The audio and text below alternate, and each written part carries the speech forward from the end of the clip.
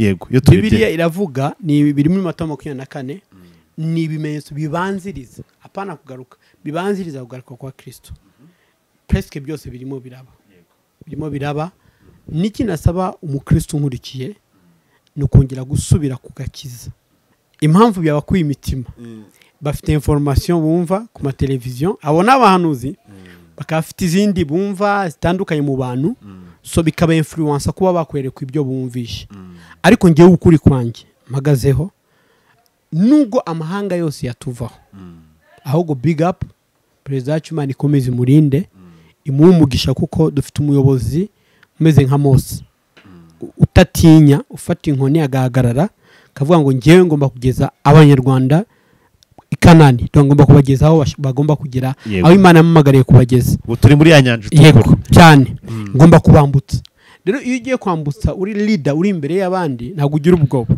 so Imana ikomeze turindire nyakubahwa Perezida imurinde iteka kandi murindi imyambi yose ya Satani hanyuma nubwo isi yose yaduhagurukira igahaguruka kugirana n'abo Rwanda nanjye nafata umwanya wo gusenga abaza Imana ibi nibyo ibi si byo ibi niko ariko ikintu nzi ni kimwe nabwira abanyarwanda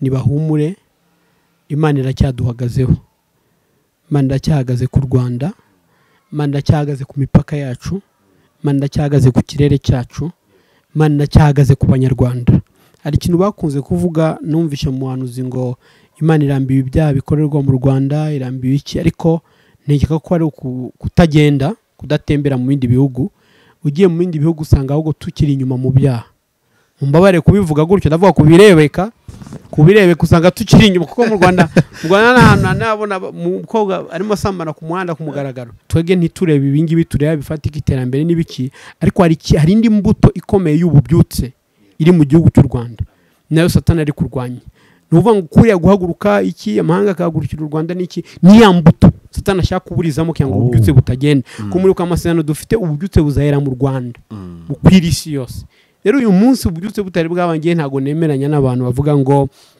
abantu bagiye gupfa tugiye gushira nta muntu uzashira turarinzwe n'Imana hanyuma iyo mbuto igomba kuzasohoka nayo Satani arimo arwanya ntago arimo arwanya u Rwanda ararwanya imbuto y'Imana iri mu Rwanda ararwanya ya mbuto abona y'ububyutse igiye kuvumbuka hano iturike isandare ku isi yose ni arimo kurwanya rero nkasaba iki rero nk'abahanuzi bene data bakundwa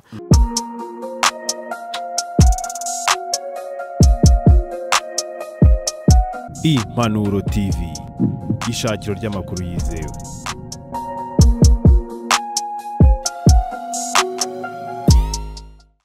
yaseka tubasuze cyane twifurize amahoro y'Imana aho muri hose mudukurikiye abari mu Rwanda n'abari hanze y'u Rwanda mwese mukomeze mugira ibihe byiza turabakunda cyane ndishimye kandi nezerewe Imana yongeye kumaya amahirwe yo kuba ndi muzima nawe ushimana kuri muzima ashobora kuba urwaye ariko biraza kumera neza cyane ko ugiye no kumva umushumba wasigiye gusengera abarwayi cyane ko niko biba bimeze hari cyo kumva uyu munsi cy'Imana yamushyize ku mutima hari icyo cyaza kukumarira udukurikiye niyo mpamvu rero nshimye Imana cyane Bishop reka nkwakire nyuma y'imyaka nk'itatu yarishize tudahura muri ubu buryo nubwo twaganiraga ariko guhura gutya dukora ikiganiro imyaka 3 nyirengo natambutse Yesu ashimwe cyane Yesu ahimbazwe pasi karibu ku mpanuro suza abantu bacu ubundi tunasengere n'aka kanya keza tugiye kujyamo kugira ngo Imana tuyobore bize kuba byiza cyane Yesu ashimwe mwese turabashuje abakurikira Impanuro TV amen n'inshuti zacu Imana ibaha umugisha amen ndasuhuza na Papa Pasi na Imana iguha umugisha cyane amen kubw'umwanya mwiza uduhaye wo kuba twakongera kuvugana n'abakunzi bacu nyuma y'imyaka myinshi cyane okay reka basi kadushima Imana amen Mana ya Abraham na Isaka na Yakobo turagushimiye ko witwa Imana wagize neza kuduha umwanya n'umukozi wawe ndagira ngo uyu mwanya ubane natwe umuka wera tuyobore kandi buri mutima wose utwumvishe utumva udukurikiranye umwami ugira icyo ukuramo kandi ugubwe neza muri byose duhe ubwenge no kumenya mu izina rya Yesu Kristo amen amen Mana igumugisha cyane amen heruka jya gukorera muri Uganda yego turukana muri muragenda urawukora igenda neza cyane Yego. turukana imyaka myinshi ishize reka abantu batagwerukaga bafase noneho Apostle Bishop Delphin umukuye hehe Yego. reka abantu bagukunda cyane mwabanye mu murimo w'Imana muri Zion Temple Yego.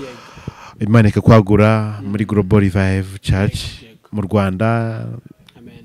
Congo Uganda ngire ngo n'ahandi hose ku isi Yego. Global Revive ifite umurimo reka bumve fondateri wa Global aho amaze iminsi rwose abantu batamubona haba ku mbuga nkoranyambaga cyangwa se n'ahandi hose atandukanye yego Yego. karibu ndabashima Imana kongera kugaruka kuri channel no kongera kugira icyo twavuga nanjye nari mbakumbuye cyane abakunzi bacu hirya no hino ku isi cyane cyane ab'Impanuro TV kuko ndibuka muri mu bantu bambereye umugisha ukomeye cyane mu myaka inishize nukuri ndagukunda baba pasi cyane ndabizi kandi Imana igumisha cyane amen nari maze igihe kinini ndi mivuga butumwa ritandukanye twatangiye Kampala tangiye umurimo w'Imana Nathan kandi Imana imirakora birimo biragenda neza amen hanyuma ibamwa ko ngaruka mu Rwanda kugira ngo ndebe ko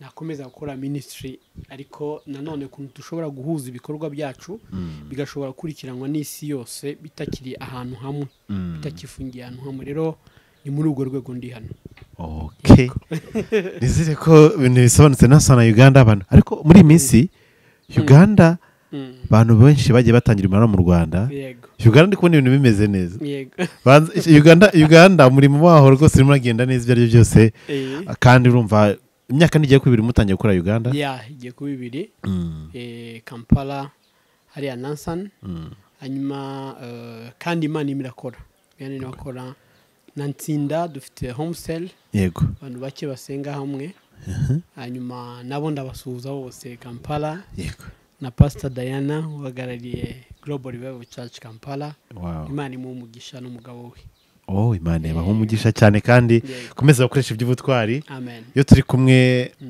na Bishop Delphin ibintu bigenda neza cyane Delphin abantu benshi cyane bakuzi cyane ubundi benshi bamenye izina Delphin barimenye ku bwa Apostle Gitwaza nko wimikwa usukuho amavuta ariko bakumenya cyane byimbitse kubera ubuhanuzi wajya uvuga ibintu bikomeye cyane hari ukuntu tumenyereye abantu ba Bishop gutya gahanura akavuga ati n'urugero ndaguhanuriye ugiye gukora ubukwe nta mugabo wari ufite nuko ndaguhanuriye ugiye gukira ugakira ariko ntabwo twatumenye umuntu uhanura ibintu biri politiko bikaba twabonye ejo n'umuvandimwe muri M23 yagize kuvuga ati ndi kubona abantu bafatwa hariya ndi kubabona bafatwa no hanura by'Ubugesera kuri Zion Temple Nyamata umurimo w'Imana watangije ni ibintu bikomeye cyane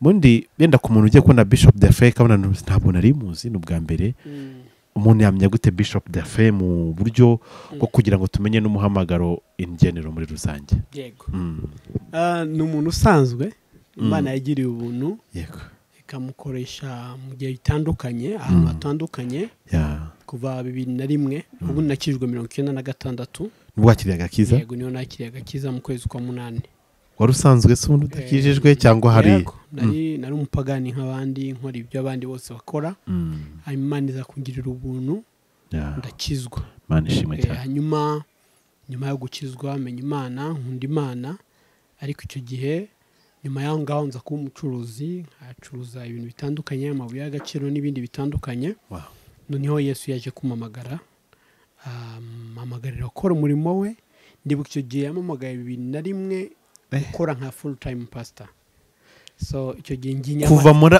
kuva muri ibyo bintu byagwaga amafaranga menshi kuva mu byinshi cyane ndibuka icyo gihe nayo mfite n'akaduka k'amatelefone ari kuri Keystar kuri floor ya mbere acuruzaga n'amatelefone rero Yesu aramamagara mva hano amamagarira kujya Nyamata icyo gihe mamagarwa 2001 abantu barimo bahunga inzara aho abantu bahungaga niho Yesu amamagariye kugiye mu Bugesera kijye Bugesera abantu bari bazi ko hava izuba ryinshi icyo gihe ikibanza cyaguraga 5,000 by'amanyarwanda isambu yaguraga 25 donc ubuzima bwari bumeze nabi.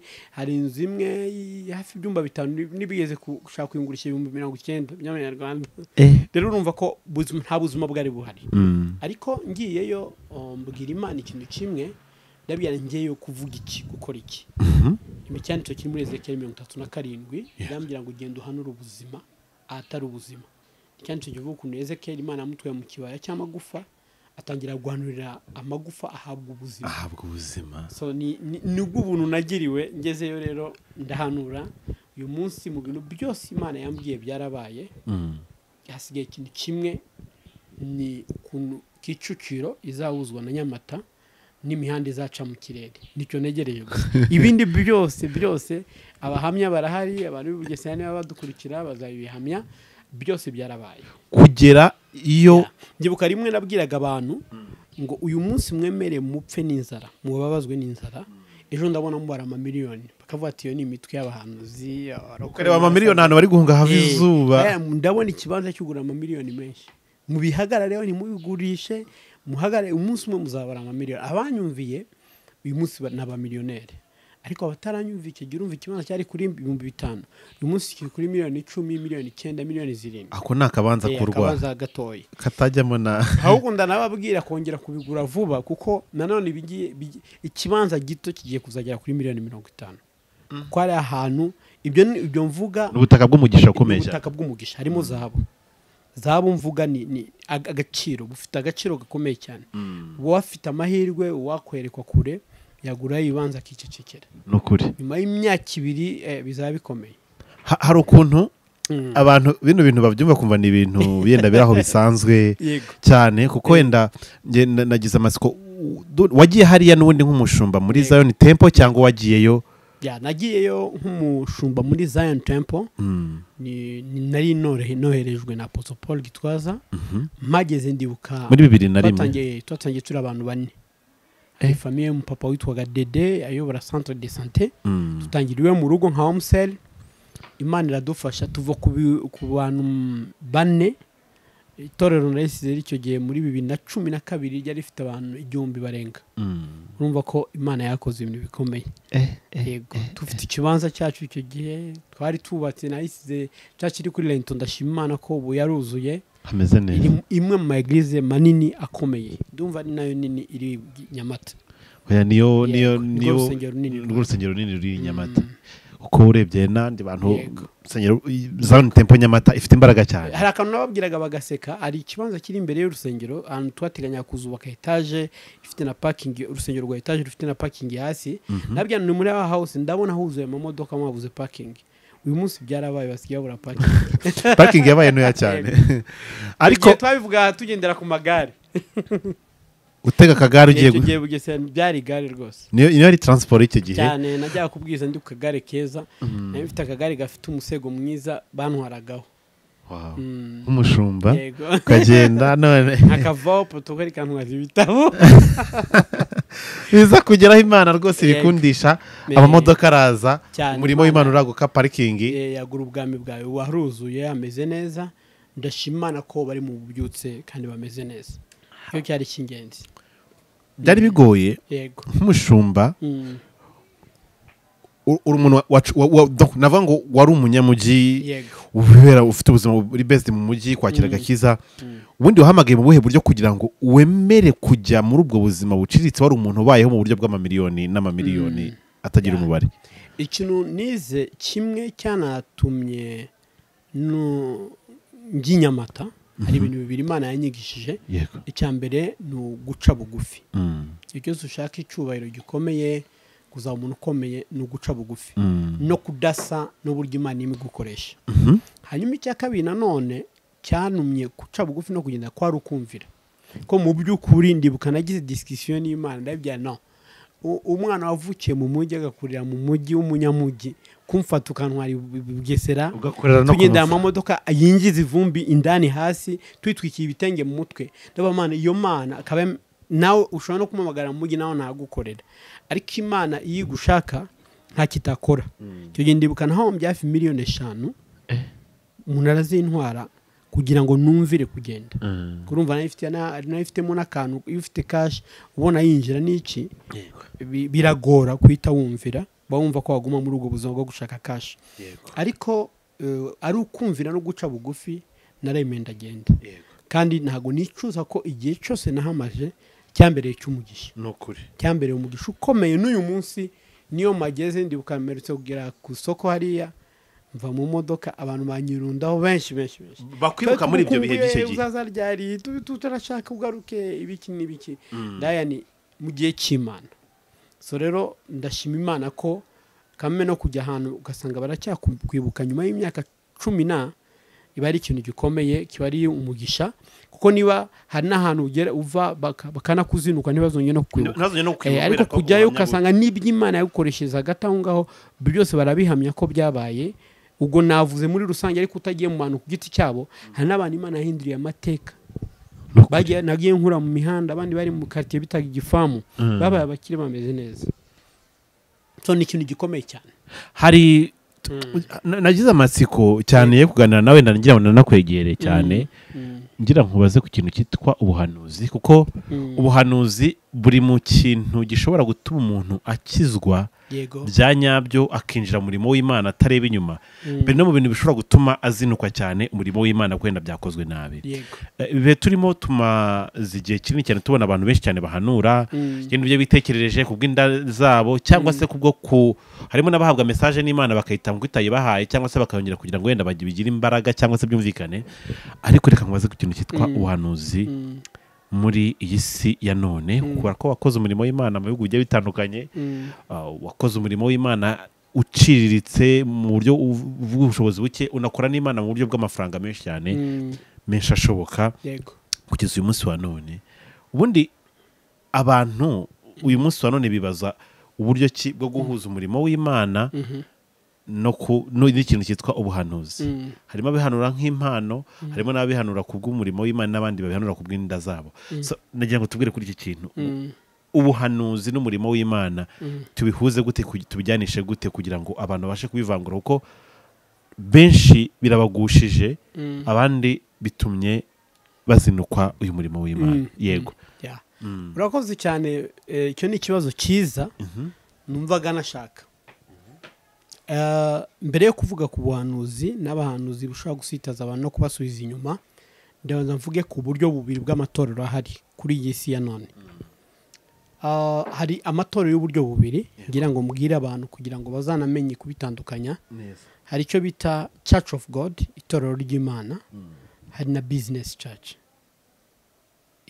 igicuruzwa ubucuruzi mu itorero yego itorero ry'Imana Church of God na business church nitandukana nihe uzabimenyera iyo ugiye muri Church of God itorero ry'Imana igihe cyose uzumva pastor cyangwa umuyobozi w'urwo rusengero ahangayikishijwe n'imitima y'abantu abantu bakizwa ahangayikishijwe no kubona itorero ritera imbere ahangayikishijwe no kubona afasha abakene imfubyi abapfakazi n'ibindi ahangayikishijwe no kubona ubwami bw'Imana bwaguka cyane icyo gihe ntago yemera gutakaza umutima n'umwe ariko nujya muri business icyo gihe kandi pastor ibyo akora abikora for the glory of God akavuga ati n'Imana irimo ibikora ntabwo ari njyewe ariko muri business church speech ya pastor ndaya kuri speech ya pastor wa business church azavuga ngo njyewe ndi gitangaza Imana ijye nkoresha ibitangaza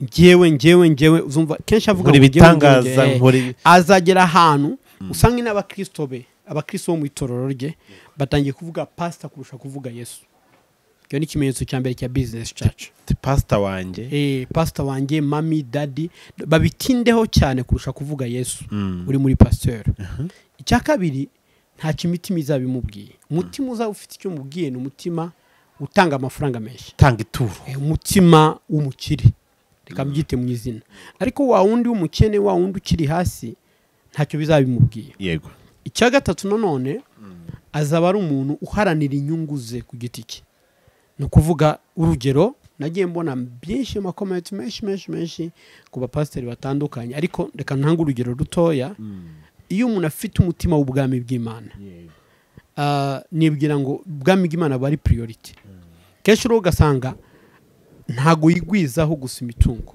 oya ahubwo aragerageza kuvuga ngo twese hamwe nitugire icyo dukora cy'itorero gifatika. yego rwose. So rero ngiye ku buhanuzi rero n'abahanuzi n'ari abahanuzi b'uburyo bubiri. Hari abahanuzi bahanura mu izina ry'Uwiteka Imana yo mu ijuru kandi ari yibatumye. Hari abahanura batumwe n'amarangamutima yabo. Hari abahanura batumwe n'ibyifuzo byabo.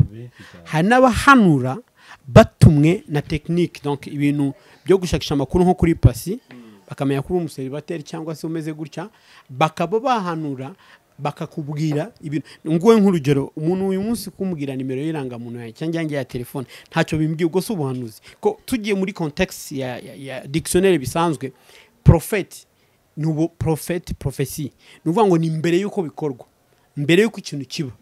Umuhanuzi avuga ikintu mbere yuko kiba, ariko icyabaye ntibabukire ubuhanuzi. Kumbwira nimero yanjye ya telefone ni ibintu bisanzwe, kumbwira nimero yanjye y'irangamuntu ibintu bisanzwe. Niyo handi ubona abantu benshi baba excited, kandi ibyo ntabwo itorero rishobora kubaka kuri prophecy.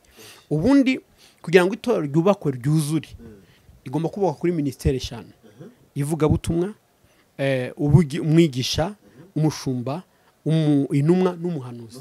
Ibi byose bikaba muri itorero byose kandi bigakora. Ariko itorero ryose ryubakiye ku buhanuzi ni ry'abafana.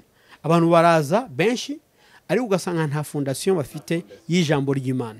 Kandi nani yaravuze Dawidi, nabiki ijambo ryawe mutima wanjye cyangwa nagucumuraho. Nuva rero niki gisitaza abakristo muri iminsi. Abantu turi mu bihe bya nyuma, muri Matayo 24 niyo turi. None umuntu wese arashaka kumva ubuhanuzi bujyanye n'icyo ashaka. None Satani nawe yahagurukije abahanuzi bahanura ibihwanye n'irari ry'abantu.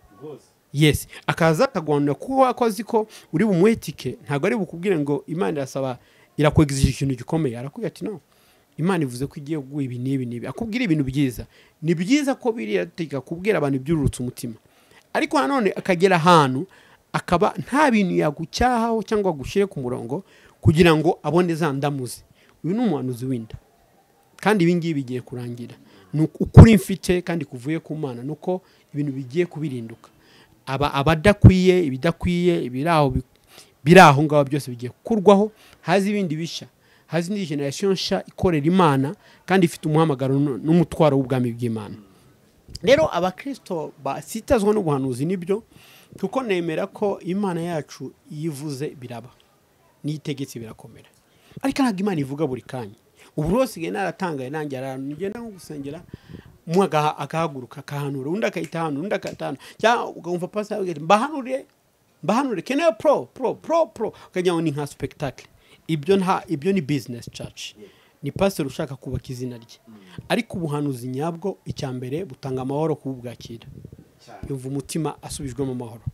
Icyakabiri asubizwamo ibyiringiro, akavuga ngo wow, nubwo bitasohora uyu munsi ariko asubizwamo umunezero n'ibyina, akavuga ati wow, niba Imana iracyanyibuka.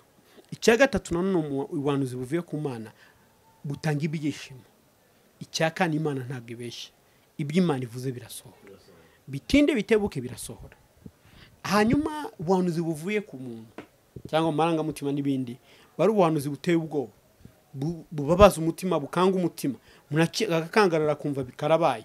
Sibyo? Ni nk'urugero wenda muri iyi minsi urabona ko muri akarere kacu harimo intambara, ibihuha by'intambara n'ibintu bitandukanye.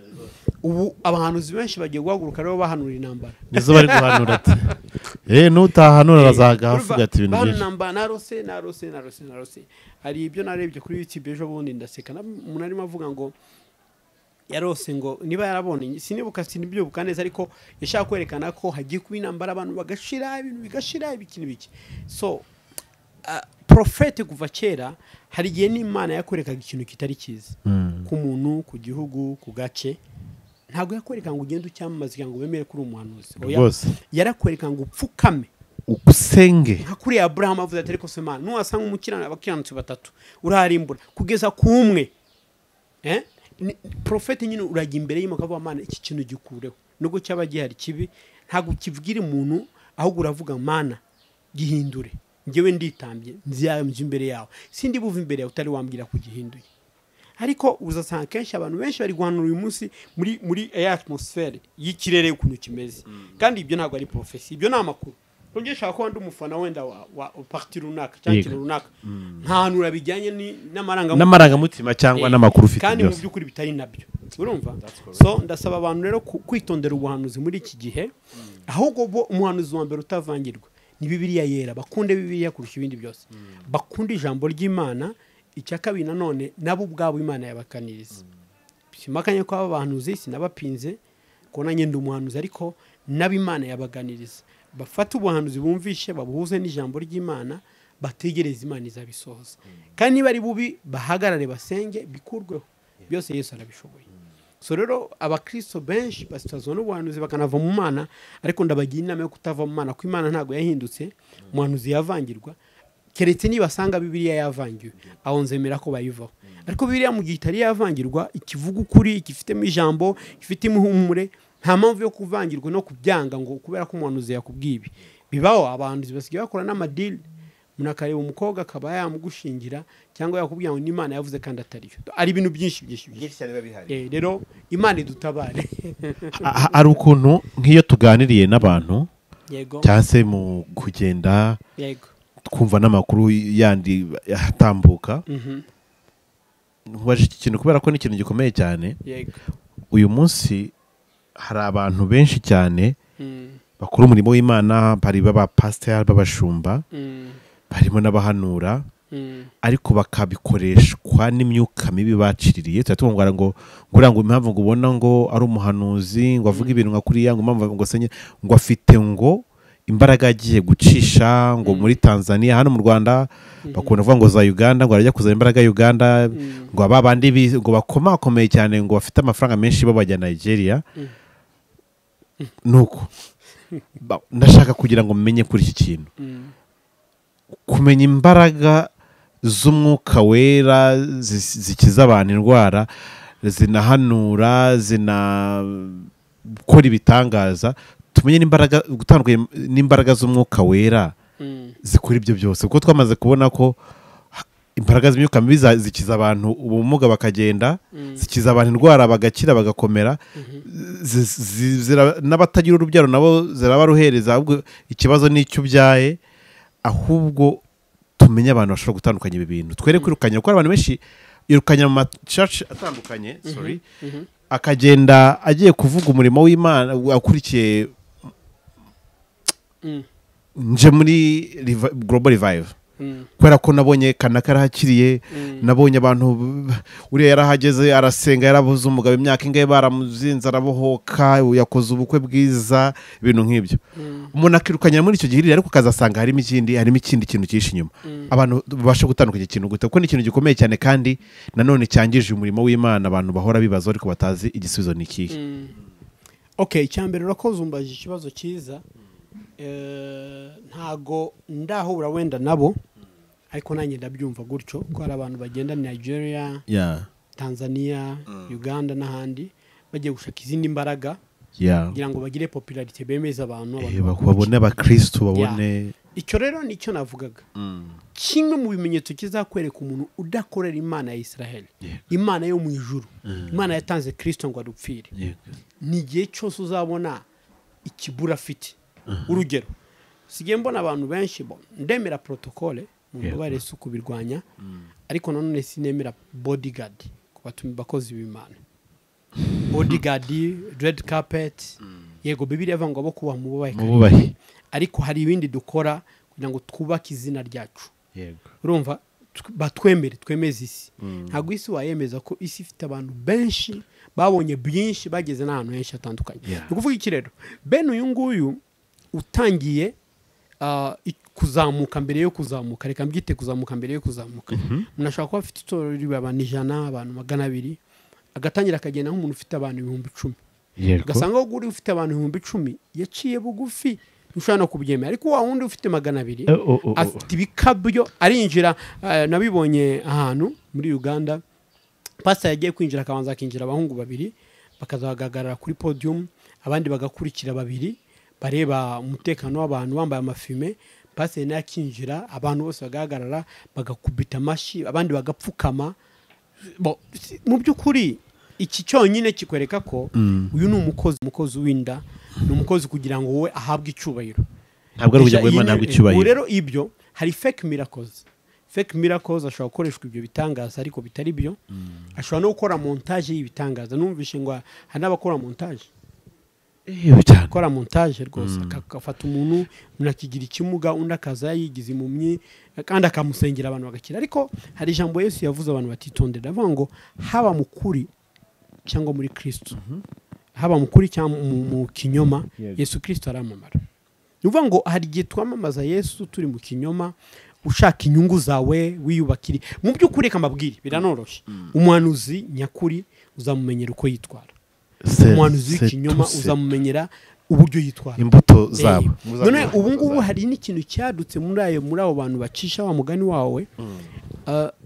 abakristo bose ayoboye kenshi usanga bavuga we cyane kurusha kuvuga Yesu usanga ari we basigaye bizera kurusha Yesu barahagara umuntu akabatanga ati mwahita ngenda shimira Imana ko Pastor Delphine wambereye ibi no ibyo byose ngo pastor wanjye nagera hano byose birahita bikemuka yego ngo ni umuntu ukozaho ngo afite ikiganza gishushe ngo akomeje kwamamara ngo hirya no hino ngo ibiki n'ibiki urumva hari ibintu byinshi ariko ugasanga ibi bintu icyubahiro cy'Imana kiri hehe muri ibi kuzamurwa kw'Imana kuri hehe Imana n'iki hano kirimo cyubaka ubwami bw'Imana ni ukwiyubaka so abangaba ngewe kuri njye ariko numva ntamanya nabo rero kugira ngo mubimenye niki nanone bamenyera ku ijambo ry'Imana sikanere ijambo ry'Imana abantu bakunda ijambo abakristo benshi ntago bakunda ijambo ni naho dutandukaniye hano mu Rwanda na East African wenda za Kenya Uganda abantu bakunda ijambo munaricara kumva ijambo akandika akagumana ibyanditswe byera ariko hano undi bitangaza uvuze ijambo udakoze ibitangaza udahanuye ntabwo uri umushumba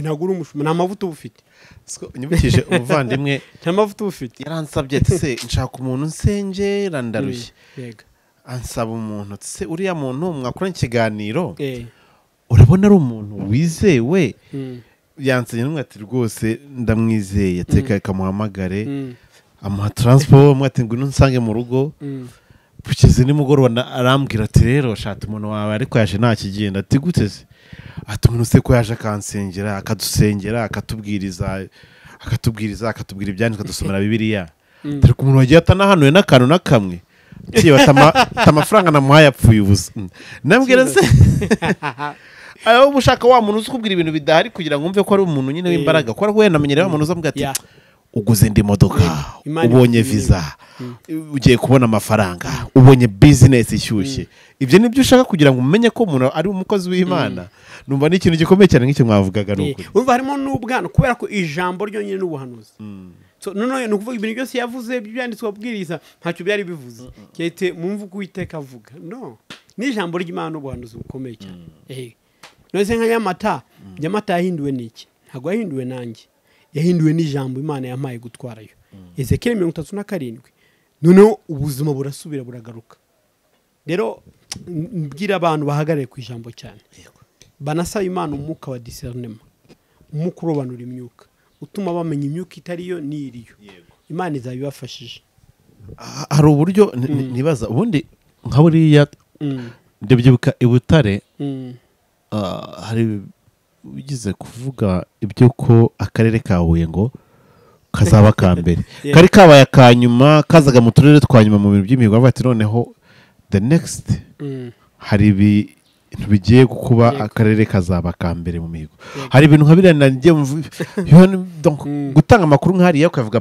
muri publique uvugira ati ikibuga hano hagiye kuzagwa amahanga yose agiye kuzahahurira mu buryo bw'ibigiye kuhakorerwa uvuga iki kibuga cy'indege uvuga imihanda igiye kuzubakwa kandi ubundi hari ivumbi n'abantu ari ahantu bahunze nyine hano umuntu ushaka no kumenya n'ahantu mu Bugesera ko habaho hari hamaze n'abantu bataranakira ibikomere bya jenoside yakorewe abatutsi kuko buri akarere ka Nyamata n'akarere ka Bugesera especially hari mu mujyi wa Nyamata amateka ahari ya jenoside yakorewe abatutsi ateye ubwoba n'abantu bataramara kwiyubaka kugenda usana iyo mitima kugenda ukora ibintu ntabwo biriya bintu biza gute kugira ngo uhagare mu butwari nka buriya ubashe kuvuga ibintu nka biriya bikomeye cyane urumva icyambere ntushobora kuba umuhanuzi nyawe w'Imana udafite kwizera kirazira icya kabiri hari uburyo bw'abahanuzi batandukanye hari umuhanuzi Imana ikoresha gusa mu kirere yego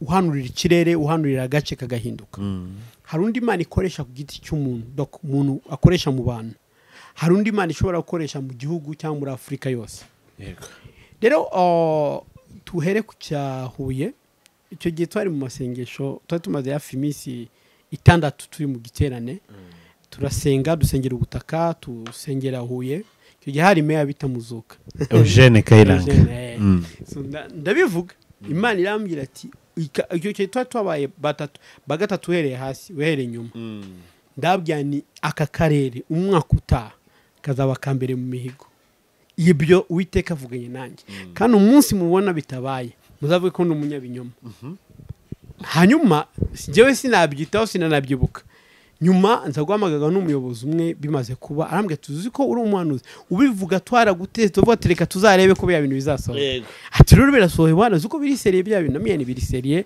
ahubwo iyo ni Imana igikora rero kugira ngo utinyuke kubivuga no kubuza Imana yawe Bibiliya ivuga muri Daniel 11:32 ngo abazi Imana yabo bazakomera gukora iby'ubutwari noneho inyamata biriya byose Imana yavuze nari ishingiye ku ijambo kuri Ezekiel 37 hari ubuzima no kuvuga ngo nararemaga byose si nibyo Imana yavuganaga nanjye hari n'ibindi naturaga bikaba hari Imana igutwara mu kindi kirere ukaba wakwatura ikintu kikaba ukaba warema wakoresha akanwa kawe ukarema kuko Imana yakubwiye ati genda uhanurire amagufa asubirana ubuzima mu by'ukuri ntago byari byoroshye gukorera inyamata cyane cyane ko ikinyarwanda ntago cyari cyinshi n'iki byose n'amateka yaharanzwe niyo hantu habaye genocide yakorewe abatutsi nyinshi cyane donc ikomeye ariko mu by'ukuri naho hantu hari hakenewe ubutumwa bwiza kugira ngo abantu bongere basubizwe ibyiringiro kandi ashima Imana ko nyamata yasubiye mu byiringiro icyo gihe abantu bagiye bakunda Imana haba ububyutse bukomeye kandi ibintu bigenda neza na n'uyu munsi kandi urabona ko byagize ukuvuga ngo uyu munsi ikintu byashingiyeho nta kindi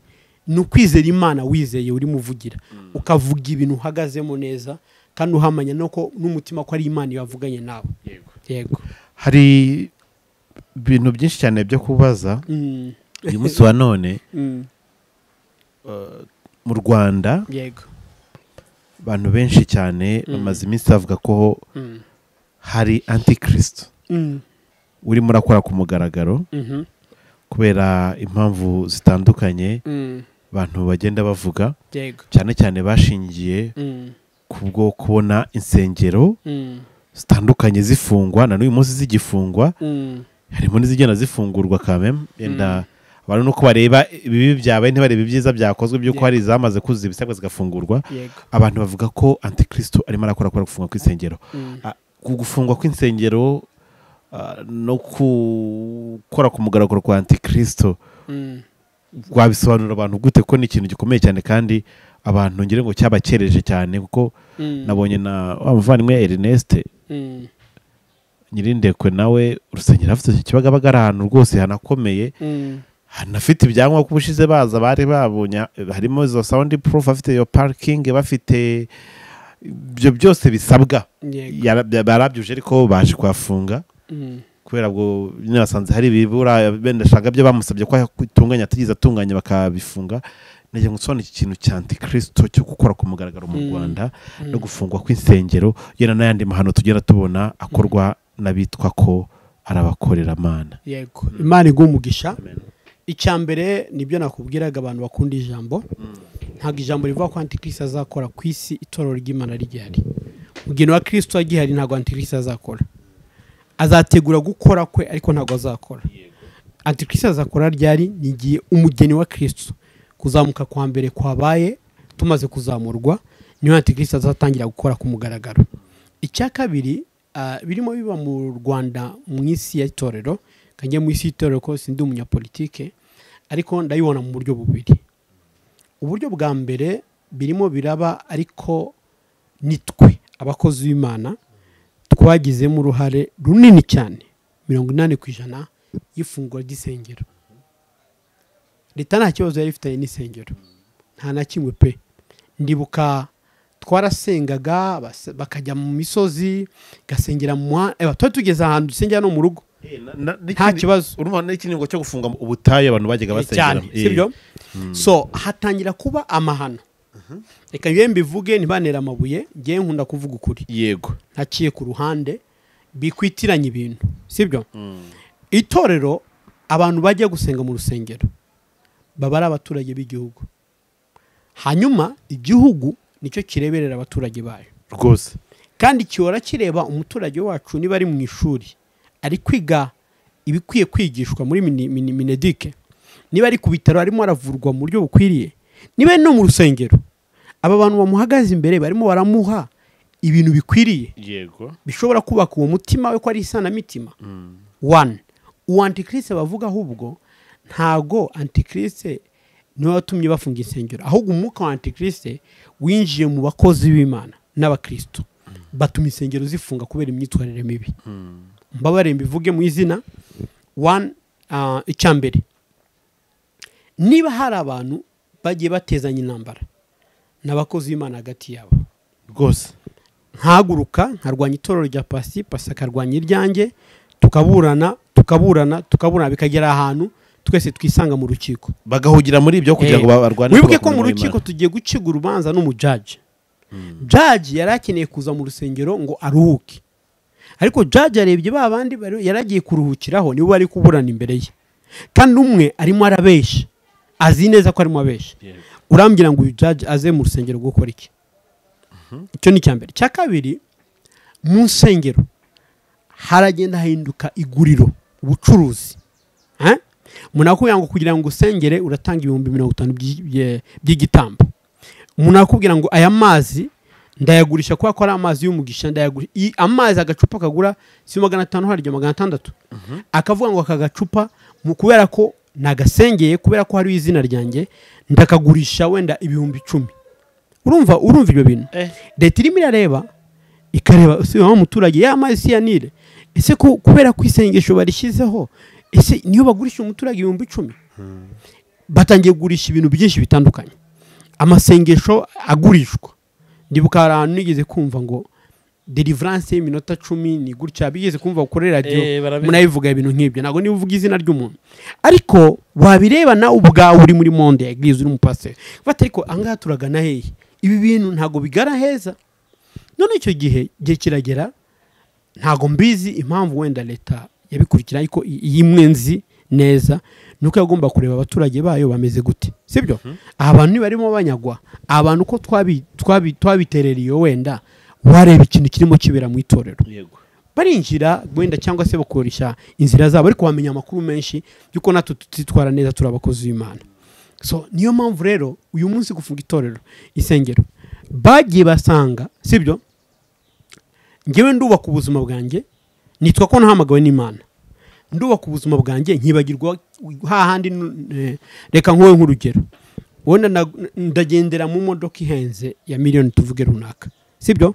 Nibagiye gura ikibanza cy'urusengero ndakodesha, none ndongera ndasaba abakristo ngo bazana yo gukodesha. Mu by'ukuri niba mfite umutwaro, sinari kugura imodoka isanzwe aya yandi nkayakoresha mu murimo w'Imana ko ari uko nahamagawe. Ntago makanye ko umukozi w'Imana agomba kugira ikintu cyiza n'uburenganzira bwe, ariko nanone priorite ni nko muri mu kintu ariko utagikorera isuku. So rero ngenekereza ko leta imaze kubireba neza, sibyo? Nta leta igomba kurengera umuturage yabaye yafunze, nta mpamvu arizo yafunguye, hari n'izitazafungura, hari n'izarekura, n'abazarekurwa, hari n'izambu ubuzima, sibyo papa? Kongera gukora uribwira ngo leta yapfaga kubikora, ifite impamvu yabikoraga, ifite n'amaprove n'uburyo yagendaga ibikurikirana. Ngero nkavuga rero abantu bave muri confusion, ntago ari antichrist nta burenganzira yari yahabwa gukora, ahubwo twebwe rero abitwa barokore, sibyo?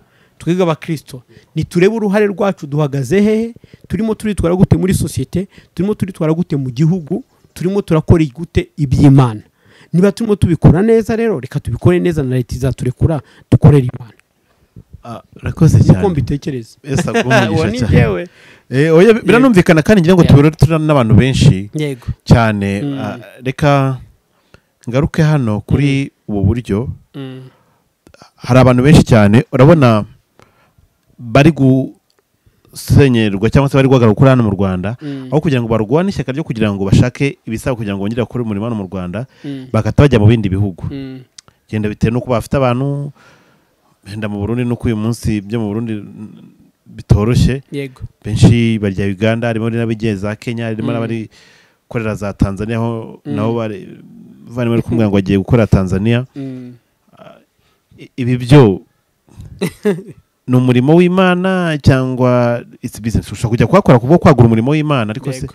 niba byanze no kuvuga ati ibisabwa no mu Rwanda haraho nibihasabwa reka mbarongera gukora umurimo w'Imana kugira ngo ibintu bigende neza icyo cyo abantu twagifata gute cyangwa se icyo cyo ndakibona muri concept ebyiri iya mbere ni y'umuhamagaro byo bibiri ivuga ngo mugende mu mahanga yose mubwirize ubutumwa bwiza abazemera abazemera ni amahanga yose ni ukuvuga ngo iyo umuntu ahamagaye kuba umukozi w'Imana Imana imuteretse isi imbere si u Rwanda gusa si Afurika imuhaye imigabane yose imbere ye kugira ngo ashobore kuvuga ubutumwa ariko hari n'abandi bashobora kujyayo kubera guhunga imibereho sibyo aba rero bombi bose nibagenda uwagiye atumwe n'Imana tuzamubona uko Imana izamukoresha n'uwagiye yitumye naye tuzamubona ni ukuvuga iki rero ibi ntabwo byari bikwiye gutera abantu ikibazo gikomeye biremewe mu mahame ya Bibiliya biremewe ko ngewe nakora umurimo hano nk'ubu se sinari mvuye Kampala ejo nshobora kujya no muri Amerika n'ahandi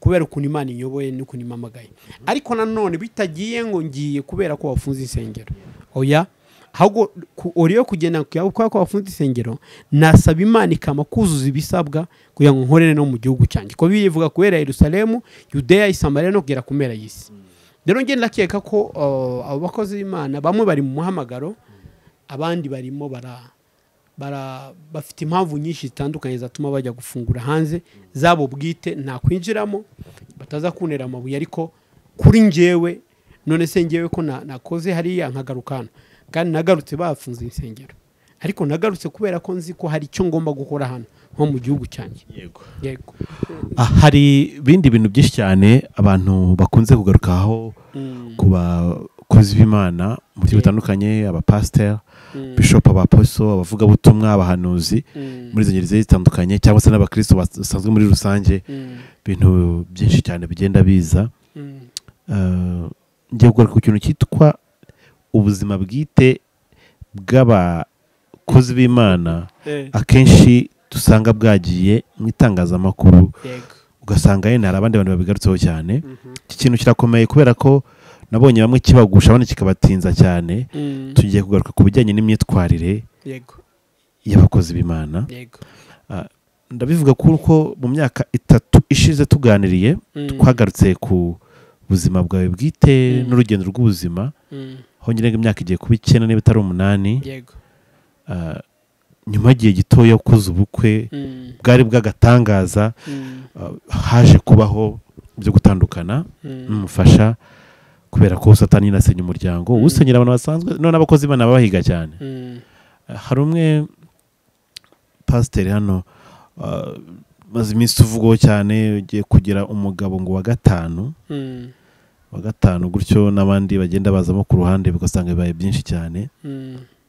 ese birakwiye ko umupasiteri cyangwa se undi muntu wese ufite titire kwitwa ko ari umushumba ashumbye yasizwe ayo mavuta ya gishumba kuba imyaka 8 ishize so ko wabuze undi mwakwimariye sinuko yenda wabuze ubundi buryo cyo babigenzamo kugira ngo nawe ugire ko hari icyo yenda runaka purpose ufite ndaho ushobora kuza kutubwira cyangwa ukavuga ati ibyo nibyo ntago ari ngomba kubivuga kugira umugabo umwe 2 3 bangaye 5 bamwe akavuga ati se nabagabo baraniranye cyangwa n'abananiranye no kubera iki ubwo bikaza kurangira rero unaniranye kubera ko avuga ati abo bose se mutandukana nuko badashobotse ikintu nk'icyo birakwiye ko ubuzima bwite bw'abapasiteri cyangwa se kuza ku mbuga nkoranyambaga nk'uko nguko cyane mu buhamya n'ibindi byose ikindi cyo se umuntu yakomeza kwitwa pasiteri mu gihe urugo rwa mbere rwa kabiri rwa gatatu rwa kane bikanga gutyo ndashaka ko tuganira kuri icyo kintu cy'ubuzima bwite bw'abapasiteri bujya hanze ugasanga bwagiye bugusha n'abandi umuntu akavuga ati ese gutandukanye ibyo bitwaye iki ko pasiteri wese pasiteri yitwa ko ari umukozi w'Imana ibintu nk'ibyo tuganire kuri icyo kintu kugira ngo tufashe n'abantu bitekereza mu buryo butandukanye kumva umurongo wabyo yego wenda urakoze ndabisubiramo mbere yo kongera icyo mbivugaho kuko byambayeho ubundi divorce ni ibyago ibyago bikomeye biba byagwiriye umuntu bibabaza umutima bikomeretsa kandi wishura imyaka yose yo kubaho kwawe uhora wishura ingaruka zabyo ariko nanone ndagira ngo mbwire abadukurikira ibintu bagomba gutandukanya mbere y'uko umuntu aba pasiteri ni umuntu. Mbere yuko umuntu aba padiri ni umuntu. Mbere yuko umuntu aba musenyeri ni umuntu. Ndabasaba kugira ngo batandukanye ibintu bibiri, ubuzima bwite bw'umuntu n'ubuzima bwe rusange muri public. Keretse uwo muntu aramutse afashe ibintu bye wenyine akabyishyirira hanze, sibyo? Warumbajije ku myitwarire cyangwa se imibereho y'abapasitori imijya hanze ku ma YouTube n'ahandi, bigatuma abantu basubira inyuma bagwa ndetse nuko gusenya. Mu by'ukuri birashoboka ko umuntu yasenya kandi agasenya nta ruhare yabigizemo, wenda agasenya ari victim, ari umugabo cyangwa umugore akaba yaba victim ndetse akanababara, nanone akababara ubwa kabiri mu gihe isi irimo umublaminga na society irimo umucira urubanza imuyereka ko ari igicibwa. Ariko nanone inama natanga kuri abo basenya wenda tukongera tukubaka n'iki, ni ukubanza gukira mbere yo kongera kubaka.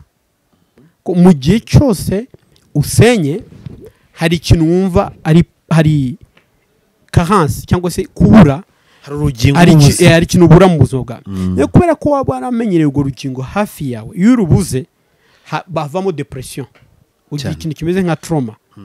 Iyo ari depression rero umutima urashakisha, niyo mpamvu ushobora gushaka uwa kabiri uwa gatatu ukasanga umutima urimo urashakisha kubera depression, ntabwo ari urukundo ahubwo uri deprime, ufite ikibazo gikwiye kubanza guca muri counseling ugakira ukabona kujya mu yindi relation. Yego. So rero kugira ngo blaming wenda umuntu washatse inshuro zingahe ari umukozi w'Imana cyangwa nankuraje undi gusenya kugira ngo ashake ko umukozi w'Imana yasenye, ntago ari byo. Umuntu wese azimusonga we, afite amajoro yaraye, afite n'ukuntu yabanye n'Imana. Nge rero aho ngaho ntago njya mpinjira, ndareka abantu havuga ko uyu nguyu urimo wenda akoresha ubuzima bwe gutya ni mukuru, afite Imana yizera, afite uko asenga, ibyo afite n'ukuntu yabitwara. Hanyuma uyu mupasiteri, ese uyu muntu wasenye rimwe kabiri gatatu yakomeza akaba pasiteri? Nicyo kibazo abantu bashibaza. Aho ngaho ikibazo nanjye nabaza abantu, Yesu yari afite umugore? Oya. Uyu munsi turamwizera. Apotre Paul yakoze imirimo myinshi cyane ariko ntabwo yari afite umugore. Bisobanuye iki? Bisobanuye ngo uyu munsi wa none birashoboka ko umuntu ashobora kugira icyo kibazo agasenya ariko ntago mbere yuko asenya, mbere yuko yubaka, mbere yuko ashaka umugore, confirmation y'umugabo cyangwa y'umugore kugira kumuhamagaro we ntawo bihuriye. Kumuhamagaro ni akazi, ni ikintu Imana ibiguhamagariye gukora, igukuye mu buzima busanzwe ikaguhamagara ko biravuga ngo j'étais établi, nagukuye, naraguhamagaye, nagutoranyije ngukura mu bantu benshi kugira ngo nkorere ikintu runaka. Rero nekereza ko abantu inama nabagira no kudatakaza umwanya cyane kuri ibi ngibi by'ubuzima bwite bw'umuntu. Ni byiza kubirebaho ko natwe tugomba kwera imbuto nanone, sibyo? Hari yarabo nshobora kuba nasitaje n'uyu munsi sitaza ko ndi umuntu, ariko n'abandi wenda undi yasitaza gutya n'abansitaza, ariko tukagira ahantu twihanganira tukavuga ati okay, wenda ubuzima bwite bwa runaka natwe abakozi tukinda no kubushyira hanze, kwereka public ubuzima bwanjye buhagaze gutya. Si ngombwa ko ntago isi ikeneye ubuzima bwanjye bwite, kumbayeho mu rugo rwanjye, icyo nariye, kumbaye n'umudamu cyangwa n'umugabo, ntago isi bikeneye. Nta nicyo byafasha isi, keretse nje mbaha experience haba ubuhamya bw'ibyambayeho kango bakomere. Yego. Ariko ntago uyu munsi kuza kwabwira ngo ngewe nashwanye n'umugabo, nashwanye n'umugore, byagenze gutya, uriya twapfuye ibi, ntago ari mu rukiko. Njya mbibona hano, ariko ndagira ngo ntange inama ku bakozi b'Imana, public ubuzima bwabo bwite babureke, babe mu buzima bwabo, bakora icyo Imana yabamagara. Ko ndizera ko Bibiliya yose niturayibwiriza ngo tuyimaremo kugira ngo tuvuge Bibiliya, tuyirangize tutangiye tuvuge n'ubuzima bwacu. Rero Papa Pasi nicyo nagusubiza aho ngaho, wenda singusubije uko wabishakaga ariko niko kuri. Oya, ntabwo ari ngombwa gusubiza uko nshaka, ahubwo mbagira ngo dutange ibitekerezo, dusangire ibitekerezo. Ahubwo ikintu cyo abantu yenda ntumvishe tuganira, umuntu kuba yakora divorce itwa pasiteri, imwe birashoboka, yewe na kabiri byakunda, ariko byatangiye kurenga kabiri byagiye mu yindi mibare. So umuntu birakwiye gukomeza kwitwa pasiteri cyangwa abakeneye ko yarambika umumaro gishumba hasi kugira ngo yongere yiyubaka we bwite, noneho azabone kujya kubaka izindi. Kuko umuntu aravuga ati se niba umuntu adivoruje akarenza ako ngako kose, aracyafite ubushobozi cyangwa se aracyafite izo inzira zo kuba yasezeranya abandi so umwuka nasezerana w'amadivorce we ntushobora kuwataka abandi se aracyafite icyo kubwira abantu ngo ajye imbere abwiriza abantu ubundi butumwa bwiza nuko reka tubwire kuri iyo ngingo aho ngaho rero ndacyari kuri cya kindi muri sosiyete yacu nyarwanda si byiza mu muco w'ijambo si byiza ariko mu gihe bibaye nta kundi byagenda ntabwo wakwica hanyuma ku bijyanye no kurambika inkoni y'ubushumba hasi hari ibintu bibiri bitajya biba x sindumva mu isi y'ababaho bavuga x ambassador ntajya aba x sindumva n'abantu bavuga ngo x pastor gusa impamvu ni abantu baba barahagaze mu cyimbo cy'igihugu ambassador aba yarahagaze mu cyimbo cy'igihugu niyo mpamvu iyo titire idatakara ataba x ko hari igihe yahagaze avuga mu izina ry'igihugu n'izina rya nyakubahwa perezida wa repubulika hanyuma pastor nawe mpamvu ataba x aba yarahagaze mu cyimbo cy'imana niyo mpamvu usanga n'umupasiteri wabivuyemo cyane rwose niyo yakwishushanya gute agera ahantu mu kabari atari ko pastor yesi ashimwe akayiteka nka nano baranze ni ukuvuga ngo rya zina rimugumaho ni ukuvuga ngo niyo mpamvu abakozi b'imana benshi muri biya bajya bavuga ngo waranshutse ndashukika ni ukuvuga ngo ntabwo uba ugifite ubushobozi bwo kongera kwikuraho umusaraba gushyiraho inkoni ari ibyo ngibyo abantu benshi baba baravuyemo kera ariko nubwo wabivamo ugakora amafuti ukajya mu bintu byose rya zina rikugumaho ko hari umunsi wahagaze mu cyimbo cy'imana nka pasiteri uvuga mu izina ry'uwiteka rero na x ubaho ariko nanone nemera ko uriyo kuba inkomyi ku murimo w'imana ibyambayeho urabona ko maze kugira ikibazo itoro nariretse gato ndabanza ndakira fata umwanya wanjye n'ubu ndacyakira fata umwanya wanjye ndavuga reka mbanze nkire mu mutima wanjye noneho mbanze niyakire n'ibirimo bimbaho n'ukuntu bimeze noneho nzasubire muri tere nzasubire ku murimo w'imana nanjye ubwanjye ntakibwiriza ibikomere byanjye mbwiriza ijambo ry'imana rero ibyo bigira uwagiriye ubuntu ashobora kubitekereza reka mbe ndetse gukora muri ministry mbe ngiye ku ruhande gatoya mbanze niyakire mere neza hanyuma nzasubire ku minisitari byose birashoboka ni nayo nama natanga kuri njye nayo nama natanga ntago natanga inama yo kurambika inkoni hasi ntago bishoboka ariko natanga inama yo kongera gukora nka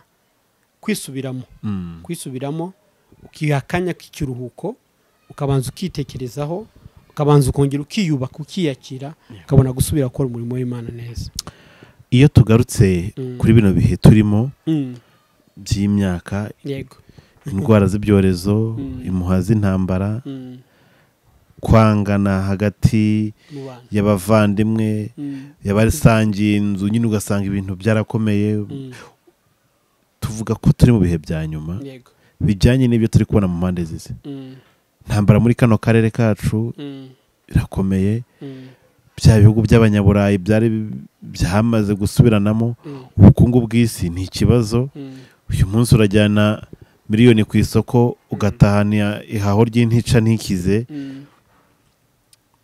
ibimenyetso tubona kuko byaba ari byo kugaruka kwa Kristo cyangwa se ntabyo kuri bino bihe turimo yego iyo Bibiliya iravuga ni biri muri Matayo 24 ni ibimenyetso bibanziriza apana kugaruka bibanziriza kugaruka kwa Kristo presque byose birimo biraba niki nasaba umukristo nkurikiye no kongera gusubira kugakiza gusubira kuri ya mana bahuye umunsi wa mbere adashingiye kuri pasteur adashingiye ku kintu na kimwe akongera akajyana isezerano risha kongera agatangira urugendo rwiza agahagarara ku mana none akitegura kugaruka kwa Kristo ko ibihe byo birahari ni ibihe bya nyuma ariko mbere y'ibihe bya nyuma mbere yuko Yesu agaruka hagomba kubana no ububyutse bwa nyuma ukuvuga ngo urabona ko isi iri mu bukonje cyane gospel iri mu bukonje abantu bari mu bukonje abantu ntago bagikunda imana abantu imyota y'imana yarashize barakayutse n'abajya mu rusengero ni idini bajyayo gusa kugira ngo bajyeyo nyine kugira ngo batazabona ku cyumweru baguma mu rugo ariko mu by'ukuri ya nyota ya mbere ntago igihari Yesu agiye kongera kwisubiza mu bantu habeho ububyutse butegura umugeni wa Kristo rero ni ukuvuga ngo ni ikimenyetso kigaragaza ko ni kibanziriza ko kugaruka kwa Yesu mu by'ukuri birahari ibyo byose uvuze kandi birakomeye ni bihe bikomeye ikintu Imana idusaba no kurushaho kuba mu bumwe mu rukundo no mu gusenyera umugozi umwe no kurushaho gushaka Imana no kuba mu ijambo ry'Imana. Yego, ntabwo ndi buze gutindira cyane umwanya wampaye ndawukoresha neza cyane. nta kibazo. Ahubwo mu buryo nk'ubu tuganira hari igihe uba ufite byinshi cyane, nibanza kubaza ibibazo byinshi ariko nk'umushumba ukaba umuhanuzi byanga byemera, hari igihe ufata akanya nk'aka keza ko kuganira n'Imana, haba hari icyo yenda mu butumwa nk'ubu cyangwa se mu by'Imana ibigenderwa bitandukanye, ngira ngo niba kibwira abantu zo kugira ngo muhaze ku kibazo cya nyuma maze ubundi tuganire dusoze. Yenda abantu ufite nimero de telefone tubabwire naho bashobora gusanga amakuru y'ijuru kuva muri Global Revive. Amen. Yesu agumugisha. Amen. Icyo nabwira abantu ni kimwe, nyuma y'ubuhanuzi bwinshi maze iminsi nkurikira ku ma internet, nkurikira ama eglise n'ahantu hatandukanye, nanjye nafata umwanya wo gusenga abaza Imana, ibi ni byo, ibi si byo, ibi ni uko. Ariko ikintu nzi ni kimwe, nabwira abanyarwanda nibahumure, nibahumure, Imana iracyaduhagazeho, Imana iracyahagaze ku Rwanda, Imana iracyahagaze ku mipaka yacu, Imana iracyahagaze ku kirere cyacu, Imana iracyahagaze ku banyarwanda. Hari ikintu bakunze kuvuga, numvishe mu buhanuzi ngo Imana irambiwe ibyaha bikorerwa mu Rwanda, irambiwe iki, ariko ntegeka ko ari kutagenda, kudatembera mu bindi bihugu. Ugiye mu bindi bihugu usanga ahubwo tukiri inyuma mu byaha. Mbabare kubivuga gutyo, ndavuga kubirebeka usanga tukiri inyuma, kuko mu Rwanda nabona umukobwa arimo asambana ku muhanda ku mugaragaro, wanamureba ukabizira. Ntago ndabibona mu Rwanda, sindabona abantu bakora bicana ku mugaragaro gutya. Rero ndakeka ko ni ubuhanuzi ariko buri influence n'ibintu bitandukanye n'amarangamutima y'abantu n'ibyifuzo byabo. Ariko icyo nabwira abanyarwanda kivuye ku Mana nuko batuza, Imana iracyari kumwe natwe, ntiradukuraho amaboko, ntago turayirambira, ntiturajyana tutikosora, kandi iracyari kumwe natwe mu mahoro. No kuvuga ngo nubwo isi yose yahaguruka irimo irarwanya ikintu u Rwanda rufite gikomeye, twege ntiturebe ibingibi tureba bifatika iterambere n'ibiki, ariko hari indi mbuto ikomeye y'ububyutse iri mu gihugu cy'u Rwanda, nayo Satani ari kurwanya. Nuvuga ngo kuriya guhaguruka iki amahanga akahagurukira u Rwanda n'iki, ni ya mbuto Satani ashaka kuburizamo kugira ngo ububyutse butagenda. Ko muri amasezerano dufite ububyutse buzahera mu Rwanda, bukwira isi yose. Rero uyu munsi ububyutse butari bwabangiye, ntago nemeranya n'abantu bavuga ngo abantu bagiye gupfa, tugiye gushira. Nta muntu uzashira, turarinzwe n'Imana. Hanyuma iyo mbuto igomba kuzasohoka, nayo Satani arimo arwanya. Ntabwo arimo arwanya u Rwanda, ararwanya imbuto y'Imana iri mu Rwanda, ararwanya ya mbuto abona y'ububyutse igiye kuvumbuka hano iturike isandare ku isi yose, niyo arimo kurwanya. Rero nkasaba iki rero nk'abahanuzi bene data bakundwa, muhanura, mujye mubaza Imana karindwi, musenge Imana, mupfukame. Yesaya 40 avuga ngo abagaragu w'Uwiteka murajye mubwira abantu amagambo yururutse umutima, nimuhumurize abantu banjye, kandi mubabwire ko ari amahoro, kandi ko ibyaha byabo babibabariwe karindwi.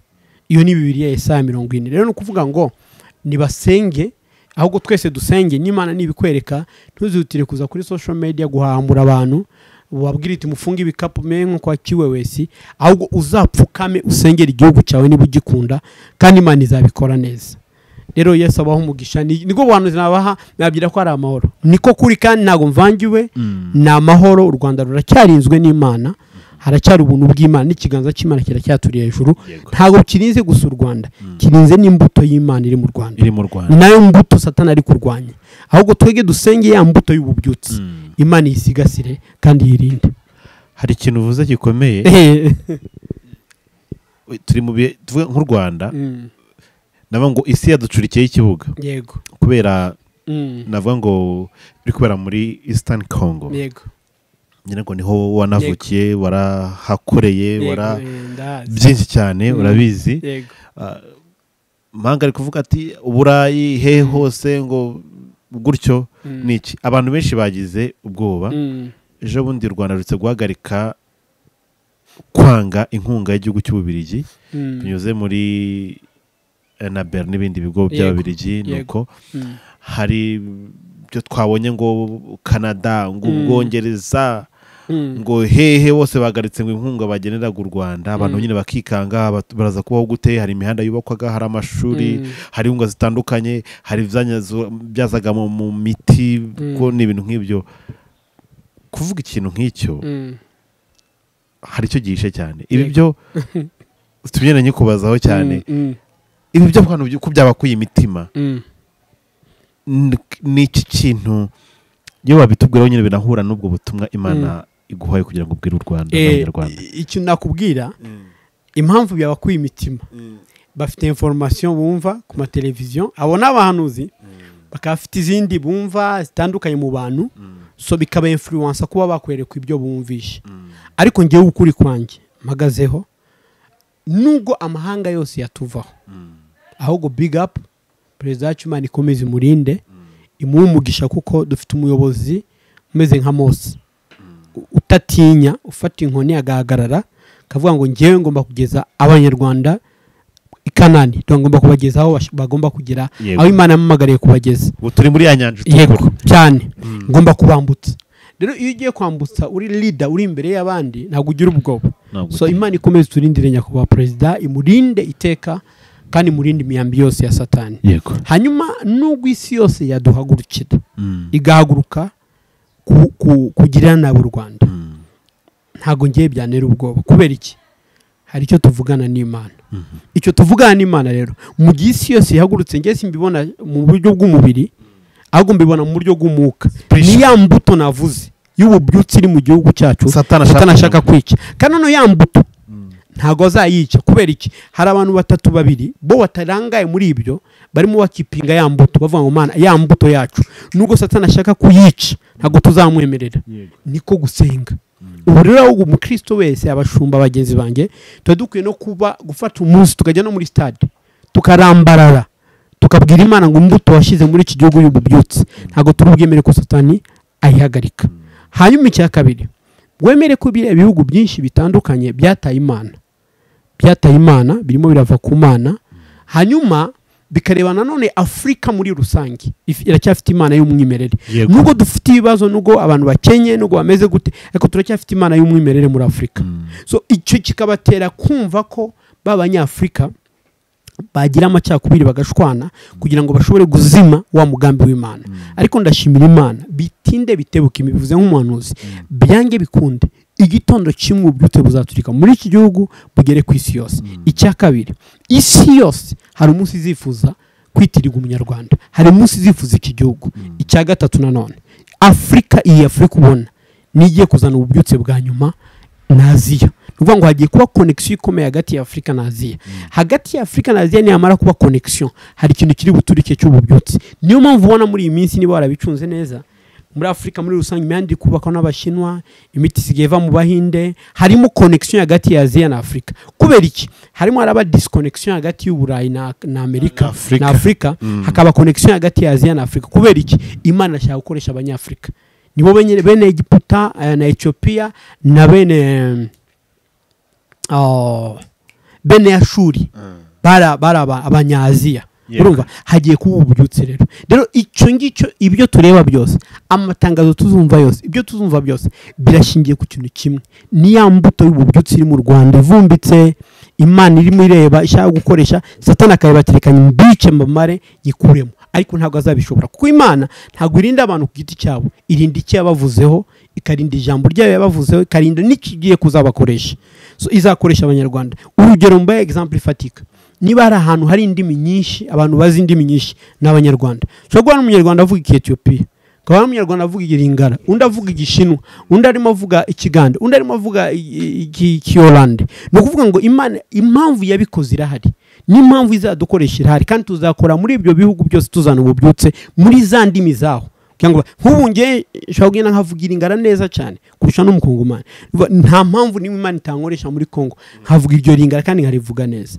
rero no kuvuga iki dusengera ahubwo igihugu cyacu dusengera ya mbuto y'ububyutse Satani ntayiburizemo yenda ndabyumva neza cyane ngiye kubaza ikintu kubera ko nabonye icyateje saga nanone ko Papa Kiliziya Gatolika ejo yatanze urutonde rw'ibihugu bigomba gusengerwa birimo intambara Mm. ageze kuri Kongo ntiyavuga Kongo avuga Kivu. Mhm. Kivu urabizi hari North Kivu na South Kivu Yego. zombi nyine zifata kuri Mm. burasirazuba bwa Kongo Mm. bwose. Avuga ikigo cyitwa Kivu nabonye muri Kongo byateje ikibazo, abantu bafata nk'ubuhanuzi Mhm. bw'uko hagiye kubaho igihugu cyitwa Kivu. Mhm. Hari nacyo abantu benshi cyane bavuga ngo Republic of Kivu. Mm. Ibihuza Kivu y'amajyepfo n'ikivu y'amajyaruguru nyine ubwo urumvikana. Mm. Iyo urebye igihari Mm. hari icyo ubona kuri icyo kintu papa aba yavuze ko ntiyavuze Kongo, donc aravuga ati Kongo irimo izo ntambara zose, Mm. ariko yavuze Kivu, yavuze ko igihugu cyitwa Kivu, donc yasarinze Kivu ko ari igihugu nk'igihugu. Mm. Abantu baravuga ati nyamara bya bintu byararangiye igihugu cyitwa Kivu kigiye kuza. Hari wowe ubibona gute? Kuko buriya n'ubutaka bwawe Wapi?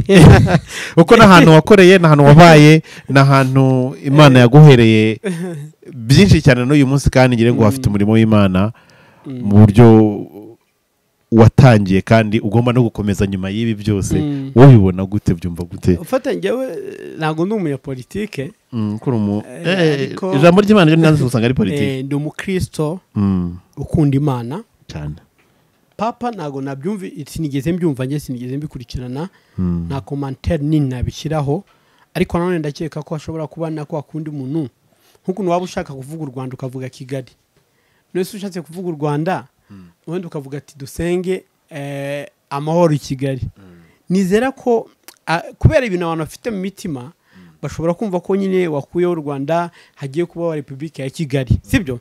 Ariko mu by'ukuri nkeka ko papa ashobora kuba mu byo yavuze atanabivuze nabi, yashatse kuvuga Kongo, ariko kubera ko ariko agace karimo intambara muri iyi minsi akahita avuga reka dusengera ku gace, none wabitewe n'abakongomani biri mu mitima wenda bakaba babiwuririraho, ariko ntabwo hinka ko papa yavuga ngo ni yavuze se Repubulika ya Kivu.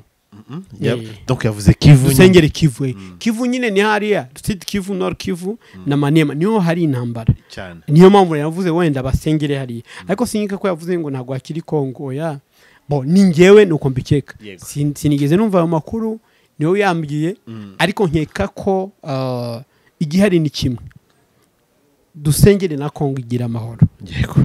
Nk'abavandimwe abaturanyi bacu bagomba kugira amahoro, natwe tukagira amahoro. Yego. Nicyo cy'ingenzi. Ibindi rero nka biriya nyine wenda papa yavuze, ashaka kuba yavuze nyine genuine, akavuga ati musengera ku gace ko niko karimo, ariko atavuze igihugu runaka. Okay, reka twere kubitira commentaire nyinshi cyane ngira ngo birumvikana. Yego. Bishop ndagushimiye biturutse ku mutima ku kanya k'isaha irengaho iminota 10 tuganiriye. Yego. Ni byinshi cyane tuvuzeho kandi byari bikenewe cyane. Gatsa tugenda tugaruka ahantu uvuga ati se uyu mwaposo twamubona gute ubundi ko twumva ari we muntu byibuze twaganira. Ngira ngo niba telefone yanyu kwitanga nta kibazo iduhenda n'abantu bifuza kuganira nawe, yenda vatise umuntu ashaka counseling, umuntu ashaka gusenga, umuntu ashaka kuganira birenze ibi, byagenda gute kugira ngo communication ize koro? Yego, Imana iguha umugisha. Amen. Turimo turabitegura neza cyane cyane ko urumva Eglise ntabwo iri gukora, ariko nanone online igomba gukora. Turimo turategura dukora ibishoboka, ibyo dusabwa kugira ngo dutangire dukore online, isi yose tuyibwiriza ubutumwa bwiza. Ariko mu gihe bitari byagenda gutyo twabaha nimero, munyeneye wese iyo nimero ibihari, cyane cyane WhatsApp arayikoresha akambona akaba yamvugisha, nanone tukavugana uko twahura nuko namugira inama nuko namusengera. Ni 0788 64 62 59 0788 64 62 59. Okay. Niyo nimero yanjye. Kuri WhatsApp amasaha yose ibihari. Bishop Dafe nakoze hari n'abari Uganda nabo bashaka guterana nyine ngo bafite uburyo kiruna kababaza amakuru, iyo nimero bayandikire. Yego. Kubera ko naho ni kenshi cyane kora uburiyo nano mu Rwanda gutegura mu Rwanda nuko nko bimeze cyane. Reka nari bari ikindi kintu wabwira abantu badukurikiye no kubashimira muri rusange, ubundi dusabira umugisha maze ubundi nakagaruka. Amen. icyambere no gushimira papa Pasi Imana iguha umugisha ku mwanya wafashe nawe kaduha ni platform yawe ubuduhaye isi ngo tuvugane nayo Imana iguha umugisha kandi ikomeze kwagure hanyuma n'abadukurikiye icyambere nabashimira kuba baduhaye umwanya kudutega amatwi bakanabisharinga no kubandi kugira ngo barusheho gukurikira ubutumwa bwiza hanyuma icyakabiri nanone nababwira ni muhumure Yesu aracyari ku ngoma yaracyanesheje bya gatatu nanone ku bankeneye nyine nababwiye nimero hanyuma no na Zoom mu minsi iri imbere tuzayiha papa Pasi azayidukishirizaho kugira ngo umuntu ayirebe none tujye twiconnecta tugirane hamwe amateraniro tugira na counseling n'ibindi bitandukanye rero Imana ibaho umugisha mwakoze cyane shalom shalom Mana turagushimiye kubw'abakozi bawe tugushimiye ikiganiro cyiza twagize tugushimiye ko wakomeje kuba mu ruhande rwacu kandi watugiriye neza izina ryawe rihabwa icyubahiro turasabira abantu bazadukurikira bose ubaho umugisha afite imigambi mibi burizwemo mwami imitima y'abantu ihemburwe kandi igubwe neza muri byose turagushimiye ko wumvishe gusenga kwacu mu izina rya Yesu Kristo w'i Nazareti amen amen Imana ibahe umugisha rero turabakunda cyane mukomeze mugubwe neza kandi mukomeze mukurikirane gahunda zacu ibirenze kuri ibi abafite ibyifuzo gusengerwa n'ibindi byose muhamagare iyo nimero ya Bishop Delphin kandi Imana ibahe umugisha abantu bose mwabanye natwe mu kino kiganiro bye